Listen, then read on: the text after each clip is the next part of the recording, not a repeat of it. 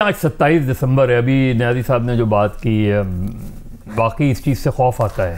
اور 27 دسمبر کو غالباً آخری الیکشن کیمپین کا آخری چند دن تھے جب یہ واقعہ ہوا اور محترمہ بے نظیر بھٹو شہید ہو گئیں. اس کے بعد 2008 کے الیکشن سے لے کے آپ 2024 کے الیکشن میں ہم جا رہے ہیں. ایک مختصر سا وہ لمحہ آیا تھا جب مسلم لیگ نون اور پیپلز پارٹی نے مل کر حکومت بنائی تھی. یعنی ایک بڑی چارٹر آف ڈیموکریسی کا ایک پازیٹیو طریقہ ہمیں سامنے نظر آیا, لیکن وہ بہت جلدی انتشار کا شکار ہو گئے. سیاسی انتشار کیوں نہیں آتا اور سیاسی انتشار کیوں نہیں ختم ہوتا اور کیوں کنٹینیو رہتا ہے؟ دیکھیے, مستحکم گورنمنٹ اس وقت آتی ہے جب سسٹم کا استحکام ہو. جب ہر چند سال بعد سسٹم کو ڈیریل کر دیا جائے تو پولیٹیکل اسٹیبلٹی کیسے آئے گی؟ ہم سیاسی جماعتوں کو, سیاستدانوں کو, سویلین حکمرانوں کو بالکل ہمیں تنقید کا نشانہ بنانا چاہیے اور ان کے بہت سے فلاز ہیں اس میں. لیکن 12 اکتوبر کو ایسی کیا چیز ہوئی تھی کہ جس میں پورا سسٹم اٹھا کے پھینک دیا گیا؟ ایک آرمی چیف کی تبدیلی ہوئی تھی نا. ایک طریقہ کار پہ کوسچن ہوتا, طریقہ کار پہ صرف طریقہ کار اگر آپ کو پسند نہیں آیا تو آپ نے ایک پوری سویلین 2/3 میجورٹی والی گورنمنٹ کو اٹھا کے باہر پھینک دیا اور 9 سال تک حکومت کرتے رہے. کہاں سے پولیٹیکل اسٹیبلٹی آئے گی؟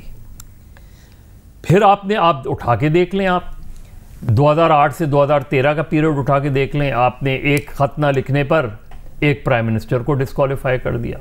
پھر آگے چل جائیں آپ نے اقامہ اور جو ہے وہ پاناما کے چکر میں آپ نے ایک اور وزیر اعظم کو گھر بھیج دیا. پھر آپ چلے جائیں آگے 2022 میں آپ نے ایک, چونکہ آپ کا اختلاف ہو گیا تھا ایک مسئلے پہ, تو آپ نے وہ سارے اتحادی جو پی ٹی آئی کے ساتھ تھے ان کو دوسری جھولی میں ڈال دیا.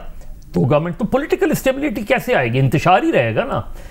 جب آپ اس طرح انٹرفیئرنس کریں گے, direct interference, indirect interference, lobbying, اس پارٹی کو کہا کہ آپ آگے بڑھ جائیں, کبھی آپ کسی کو نااہل کرتے ہیں, پھر وہ اہل ہو جاتا ہے, دوسرا نااہل ہو جاتا ہے.